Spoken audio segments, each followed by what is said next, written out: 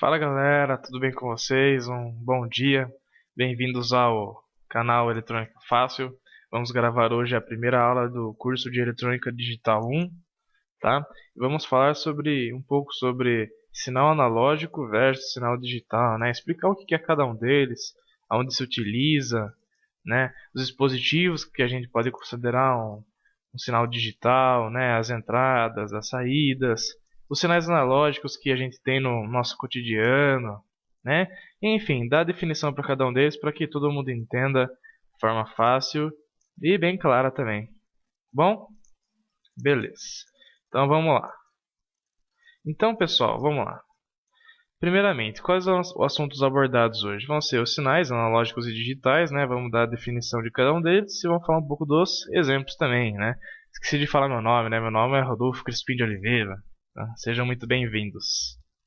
Então, eu sempre gosto de começar com uma frase do dia, né? Acho que é excelente para que a gente possa estar tendo um momento de reflexão também. Então, essa frase que eu estava estudando, fazendo algumas pesquisas e encontrei essa frase, né? Então, a grandeza não consiste em receber honras, mas sim em merecê-las, né? Uma frase de Aristóteles. E eu acho que é bem por aí mesmo, né? Você merecendo, eu acho que é o que basta, não precisa ninguém reconhecer. Se você estiver bem consigo mesmo e estiver feliz e orgulhoso de si mesmo, acho que é o que importa, né? Tá? Então, é uma frase do dia para um momento de reflexão aí, beleza? Então, pessoal, sinal analógico, tá? Definição: sinal que é caracterizado pela variação contínua de suas grandezas num determinado espaço de tempo, ou também é aquele que possui infinitos valores de amplitude no decorrer do tempo, tá? Então, olha que interessante essa representação. Aqui a gente tem um gráfico expressando a tensão de acordo com o decorrer do tempo, ó. Estão vendo? Então, ó, nesse momento aqui, vamos chamar de um segundo, ele possui um valor de amplitude de tensão aqui, ó, tá vendo? Ó, mais ou menos 2 volts. No momento 3 segundos, ó que interessante, ele está com mais ou menos menos 2,3 volts, tá? Então aqui, ó, com 1 volt, ó, um exemplo ó, de 3,8 segundos, ó, que vai estar com amplitude de 1 volt mais ou menos, tá vendo? Então, é basicamente essa definição. No decorrer do tempo, esse sinal analógico ele vai possuir valores infinitos, tá? Então, uma hora ele pode estar meio volt, 1 volt, 2 volts, não tem um valor definido, tá? Ele pode assumir vários valores no decorrer do tempo, tá bom? Então, a tensão elétrica é um dos exemplos desse tipo de sinal analógico, tá bom? Beleza. Então, ó, os exemplos de sinais analógicos, pessoal, são quais, ó? As grandezas físicas do nosso dia a dia, tá? Então, por exemplo, temperatura, certo? Então, não tem como a temperatura assumir só dois valores, por exemplo, ou 0 graus que está muito frio e 50 graus que está muito quente, tá? Então, a temperatura no decorrer do dia, dependendo do clima, ela vai aumentar ou diminuir gradativamente, tá? Então, uma hora do dia vai estar 15 graus, na outra 20 graus, tá? Dependendo se for um lugar muito quente, vai alcançar os seus 40, tá? E assim por diante. Assim como a umidade relativa do ar, se você for levar em consideração a velocidade de um carro, por exemplo, a velocidade é um tipo de sinal analógico. Por quê? No momento do seu arranque, ele estava parado, tá? Daí ele vai assumindo 10, 20, 40 km por hora. Se estiver numa rodovia, 100 km por hora, tá? E até ele ir parando, por exemplo, num semáforo, né? Onde ele vai atingir 0 km por hora, tá? E também o que é pressão, né? Luminosidade, né? Por exemplo, se for um tempo nublado, essa luminosidade vai diminuir ou vai aumentar. Ou na tua própria casa você pode ter uma lâmpada onde você pode controlar a luminosidade dela através de um dispositivo chamado dimmer, né? Ou dimer, tá? O som, né, pessoal? Então você pode controlar o volume do teu rádio ou até mesmo relacionado à nossa voz, né? Então tem momentos que a nossa voz é um pouco mais alta, mais baixa, né? Dependendo do tom também da pessoa. Então os ruídos, né, do próprio ambiente, né, quando a pessoa está trabalhando, tá? E, obviamente, aquilo que a gente mais vai trabalhar, que é o que? A tensão elétrica e diretamente proporcional à corrente elétrica, tá? Então aqui, ó, tem um sinal analógico exemplificado pela umidade relativa do ar, tá? Então aqui, ó, o que ele está mostrando, ó? a porcentagem de umidade relativa do ar com relação aos meses de um determinado ano, tá bom? Então, por exemplo, no mês de janeiro, ó, se você for analisar aqui, está com 15% de umidade relativa no ar, tá? Se pegar o mês de julho, ó, mais ou menos quanto, ó? Quanto? Uns 12%, tá? Se você pegar aqui, ó, o mês de dezembro, ó, 10%, tá? Então é uma grandeza analógica por quê? Porque ele está variando os seus valores, ó, de acordo com o passar do tempo. Ele não tem dois valores o quê? Fixos, tá bom? Só para fixar um pouquinho mais o nosso conhecimento. Agora, sinal digital. Qual que é a definição de sinal digital, pessoal? Sinal que é caracterizado por assumir somente dois valores no decorrer do tempo. Então, esse sinal ou vai ter nível 1 ou nível 0, tá? E o que esse nível 1 ou nível 0 pode representar, tá? Uma coisa estar ligada ou desligada, tá? Se a resposta é verdadeira ou falsa. Na eletrônica digital, basicamente a gente vai usar o quê? Se tiver nível lógico 1, o sinal estará em 5 volts. Se tiver nível lógico 0, 0 volts, tá? Mas também pode assumir 12 volts ou 0 volts, ou até mesmo, geralmente na indústria, quando você vai acionar dispositivos eletrônicos, tá? Nas máquinas, 24 volts ou 0 volts, tá? Que é um padrão industrial, tá bom? Então vamos dar uma analisada na representação. Olha que interessante, ó. Então agora ó, o sinal ele só assume dois valores no decorrer do tempo. Estão vendo? Ó? Então ó, aqui está o gráfico de tensão elétrica de acordo com o tempo. Então ó, aqui o que está acontecendo? Nesse instante ó, o sinal está em nível lógico 1. Tá? Daqui ele foi para 0, depois 1, 0, 1 e aqui 0. Tá? Daí você perguntar, Rodolfo, mas o que isso significa 1 e 0, tá? Por exemplo, esse sinal aqui, esse gráfico, pode estar representando o sinal de um botão, tá? Então, quando o botão foi pressionado, ele mandou 5 volts lá para o sistema eletrônico, tá? Daqui o botão foi o quê? Ó, solto, tá? Então ele enviou o quê? 0 volts. Daqui ele foi o quê? Pressionado novamente, soltou, pressionado por algum tempo e soltou novamente. Tá? Esse sinal aqui pode indicar o que também? O tempo que um atuador pneumático ou hidráulico ficou avançado. Tá? Então, por exemplo, quando o atuador avançou, ele vai bater no final de curso ó, e vai ficar aqui em nível lógico 1. Quando ele recuar, ele vai sair do final de curso. Ó. Então vai ficar o quê? Nível lógico 0. Tá? E assim por diante. Tá? O tempo que um motor ficou ligado, o tempo que uma lâmpada ficou ligada e assim por diante. Mas o que você tem que saber? Que aqui ó, ele vai assumir somente dois valores no espaço de tempo. Ou está ligado ou está desligado, tá? Ou é 0 ou é 1, tá bom? Beleza, então, ó, exemplo, leitura de entradas, tá? Então aqui está o nosso botão, pessoal, tá bom? Então, ó, o botão, ele está conectado, um terminal dele ao positivo da fonte de 5 volts, tá vendo?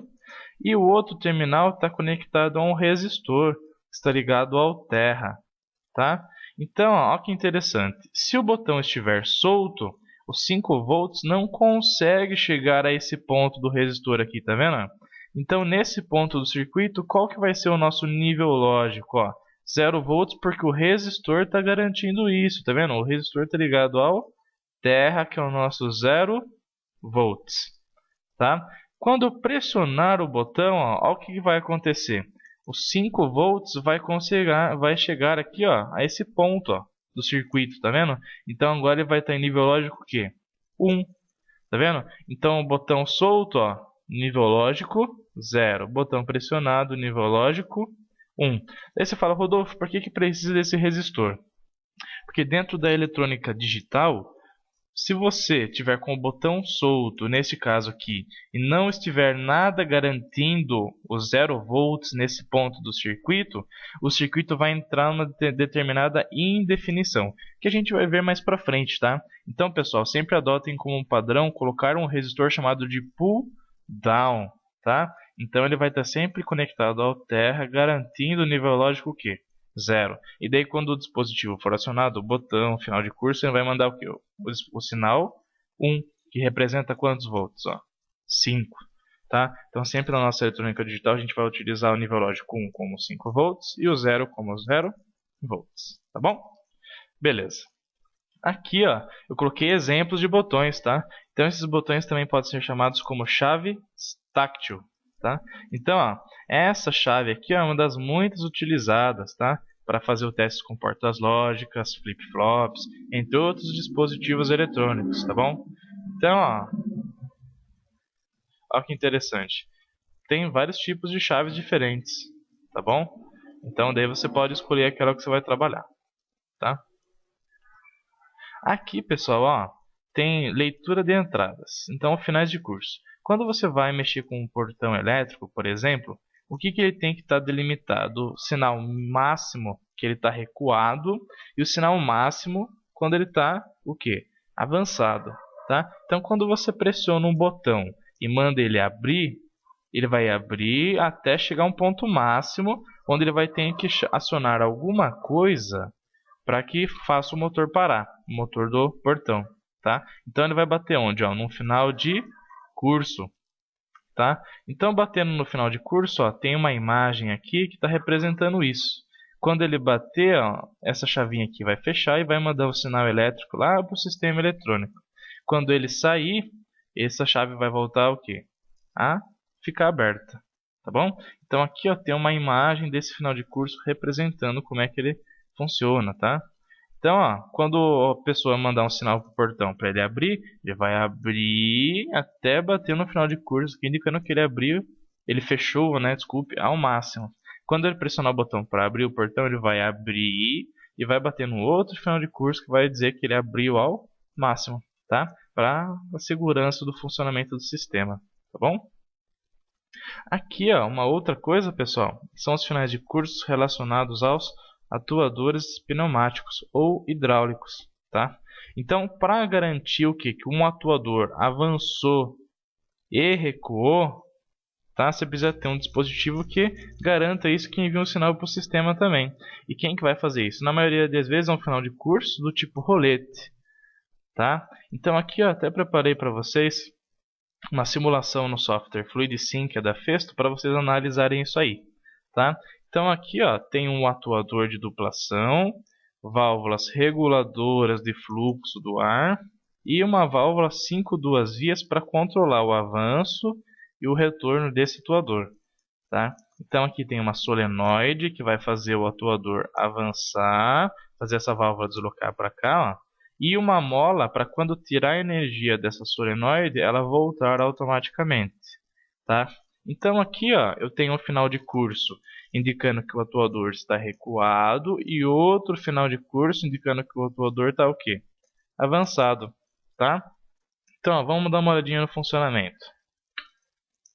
Quando eu acionar o botão B1, ó, olha o que acontece. O atuador avança até bater no final de curso 2 e automaticamente faz o quê? Ó? Retorna, tá? Então, olha que interessante esse esquema elétrico aqui, ó. Aqui eu tenho um botão de emergência que é normalmente fechado por norma. Se eu apertar ele, ó, olha o que vai acontecer. A energia não consegue passar para o restante do circuito, ó. Então você pode pressionar o quanto você quiser o botão, que nada vai funcionar. Então você vai ter que fazer o que? Voltar o botão de emergência. Quando eu pressionar o botão, estão vendo que o FC1 aqui, ó, esse rolete que está acionado, ó, então ó, o que vai acontecer? A passagem da corrente vai chegar até onde? Ó? Até esse cara que é chamado de K1, que é um relé, tá bom? Então, ó, olha que interessante. Quando eu pressionar o botão, ó, vai haver a passagem da corrente, ó. Tá vendo? Ficou vermelho, ó. Então, ó, eu vou acionar o K1, tá? Então eu posso dizer que o K1 agora está assumindo o nível lógico 1, tá vendo?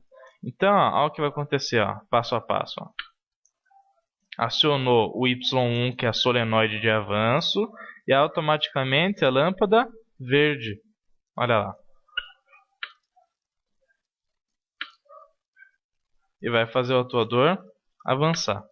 Avançou, ele bateu no FC2, ó. E batendo no FC2, o que aconteceu com o contato que estava fechado? Ó? Abriu. Se abriu, ele tirou a energia do K1. Se tirou a energia do K1, ele desligou essa solenoide aqui, ó. Olha que interessante. Ó. Se desligou, o que aconteceu? O contato fechado do relé vai ligar uma lâmpada vermelha e automaticamente pela mola o atuador vai retornar. Olha lá.